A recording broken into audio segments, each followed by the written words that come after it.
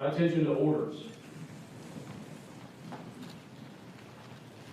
By permanent order 183-030, dated 24 July 2019, I do hereby appoint Major General Kendall Penn as the Adjutant General of the Arkansas National Guard. Signed, the Honorable Asa Hutchinson, the Governor of Arkansas. Sergeant Major Veazey is now passing the colors to Lieutenant General Mark Berry, who then passes the colors to Governor Hutchinson, symbolizing the relinquishing of command. Governor Hutchinson passes the colors to Major General Kendall Penn, entrusting him with the legal and moral responsibility for the accomplishment of all assigned missions of the Guard. Major General Penn returns the colors to the senior enlisted leaders. Command Sergeant Major Veazey then places the colors in the custody of the color bearer, where they may serve as a symbolic rallying point for the soldiers and airmen of the Guard, both now and in the future.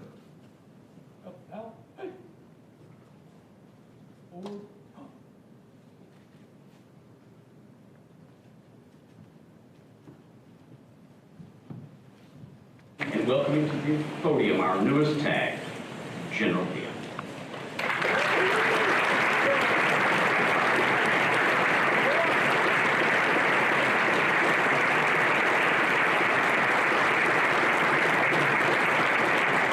Thank you very much, and I just want to say thank you to everybody here today for taking time out of your schedule to come out and help celebrate this most special of days with me today. And let me just start by saying, it's good to be home.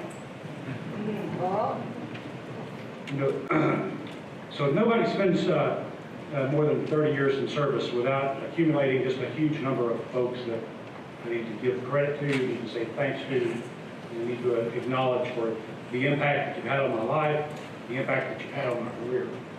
But unfortunately, there's not time here, and I think everybody would probably start squirming in their seats well before I reach the end of that list. And so what I want to do is just come up with a very small subset of those who made a difference in my life and my career. And if I don't mention you by name, just know that I will be forever grateful for the things that you've done for me, for my family, and for the Guardsmen here. First of all, I want to thank God above for just one more unearned and undeserved blessing. I never managed to live up to what He does for me, but I'll always be thankful and like to thank and offer public thanks for what He's done for me. I'd also like to thank our Commander-in-Chief, Governor Hutchinson, for this awesome and just very humbling opportunity. The opportunity to serve our state and our nation alongside the very best group of citizens this state has to offer, Arkansas Guardsmen. Next comes my family.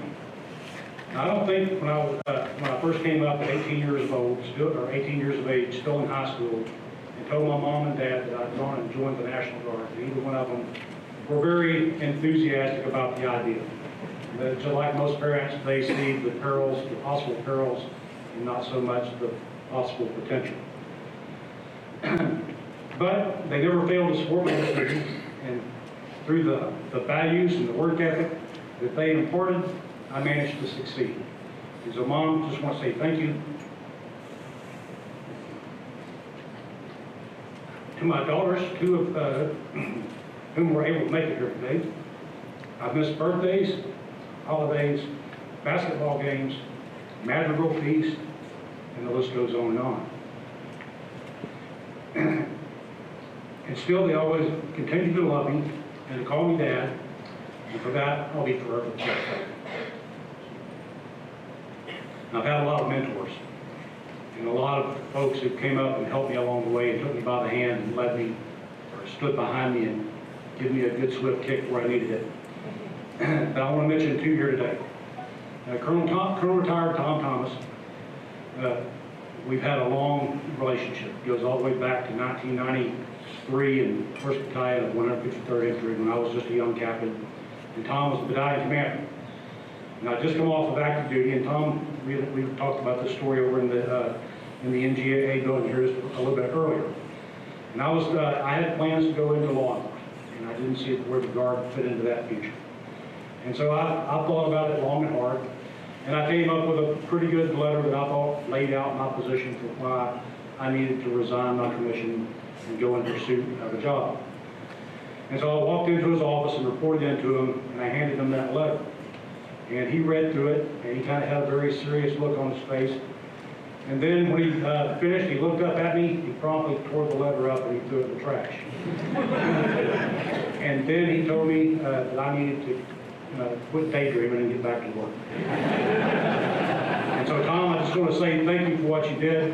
I think it was God's will that you did that, and I'll be forever grateful to the influence you had on my life. Also, I want to mention real quickly, Major General retired Walt Paulson. So General Paulson was the commander of the 39th Infantry Brigade when I was a major. Scott Stanger was right there alongside.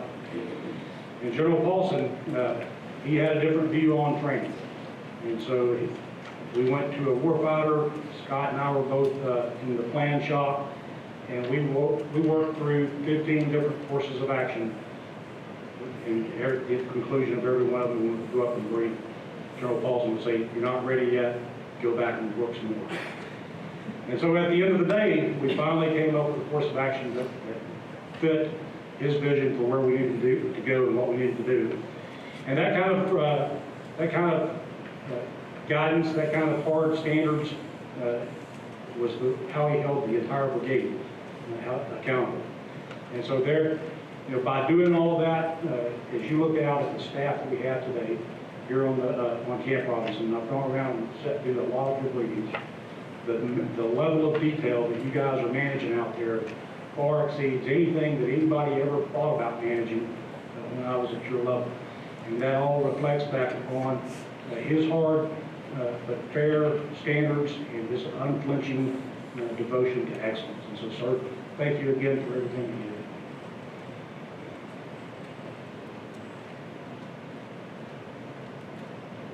I'm just a little bit nervous. So I also want to recognize one special guest here in the audience. So back in 2000, we suffered through one of the worst ice storms the state has ever seen. About 6 inches of snow on the ground, and on top of that, a freezing rain, and it literally shut down the state highways for over 6 weeks. And during the course of that, I came down with the flu, and it just about brought me to my knees.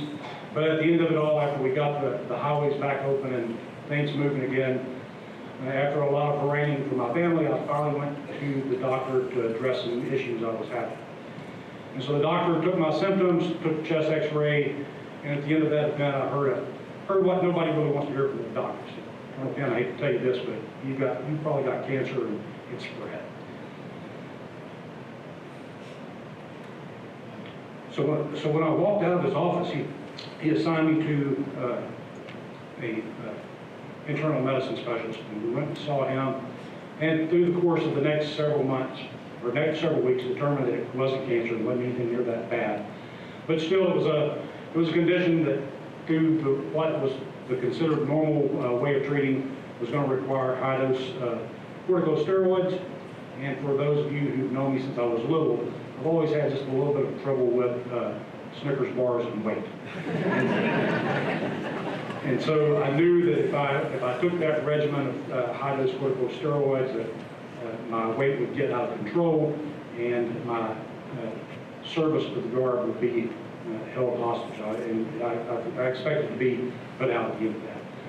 He went out and went all around the nation, talking to some of the best internal medicine specialists out there, went to Johns Hopkins, etc., and reviewed my case. And it just so happens that this gentleman was a surgeon for the Marine Corps in Vietnam, retired from the Navy as a lieutenant commander, and he understood the urgency of my situation. And so he came back and said, why don't we just try not doing anything? And so we did that, and here I am today. So Dr. Art Squire, I don't know if he made it here today, he RSVP'd, he was going to, but here he is. And sir, I just want to say thank you so much.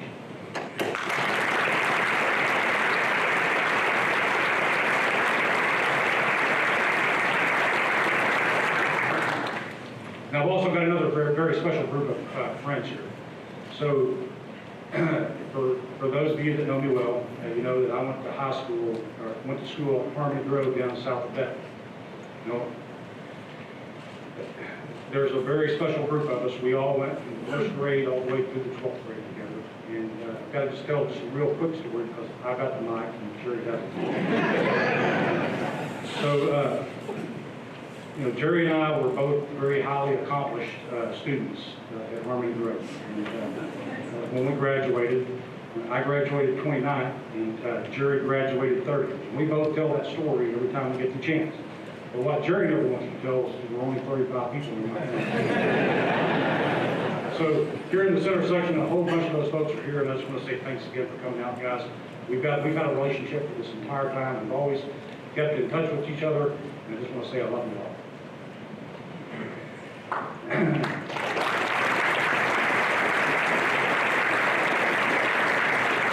And then finally, or not finally, but three other friends I want to recognize. So the governor mentioned that in 2003, we deployed to Baghdad, Iraq. I had three folks there that I just could not have lived without. Scott Stanger, Wayne Parnell, and Sergeant Major Beasley. And I just want to tell you that those folks are all heroes, every one. When things were blowing up, when things were burning, when people were getting hurt, they were all right there. I never had to look to figure out where they were at. They were up there taking care of soldiers. They were up there making sure that we were restoring order where chaos had been, and they will be my lifelong friends. I appreciate you so much. And finally, I want to say, and certainly not least, I want to say that I'd like to recognize and thank the men and women of the Arkansas National Guard. I've had leaders who've mentored me. I've had non-commissioned officers who've supported and advised me, and I've had young enlisted guardsmen who carried out my plans, regardless of how shaky some of those plans were. In every case, they made me proud to be counted in their number. And I just want to say thanks to them all. And so looking forward, where do we go from here? So the first thing and the foremost thing we've always got to be cognizant of. We've got to be ready. You know, over the last 15 years, it's been very easy to focus on being prepared for combat.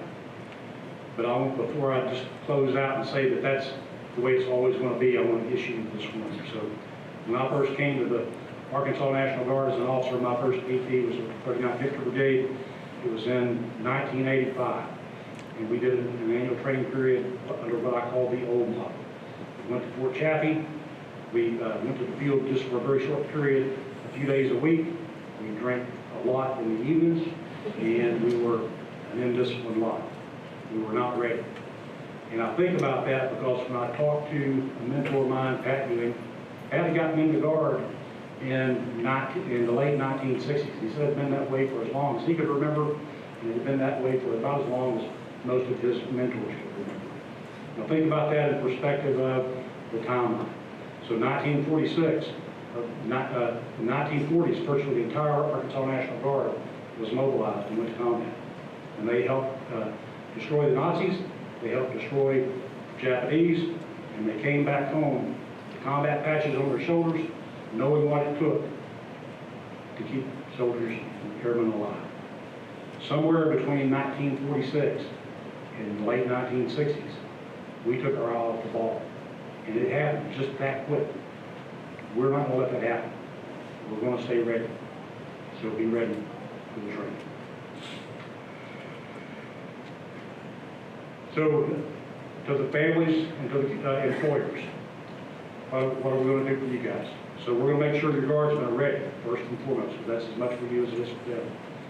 But we're also going to focus on trying to make their training predictable, to have the least impact on you possible, and to make sure that we are taking care of those soldiers to the extent, because we know that we can't exist as an organization without the support of our families and our employers. And lastly, to the people of Arkansas, just like we have been for the last since 1804, we're going to be ready when the governor calls and says you need to go to this county and provide this support. We're going to be always ready and always there. So in closing, I'd like to refer back to a quote made by First Sergeant Nick Baker. He's now deceased. and many of you will recognize that he was the last Arkansan to be awarded the Medal of Honor. Looking back on his service, First Sergeant Bacon stated, "I was never prouder, I was never in better shape, I was never more sure that I stood for something in my life than when I wore the uniform." Standing here at the head of this great organization today, the Arkansas National Guard, I'll have to say I couldn't agree more. It's good to be back home. Thank you very much.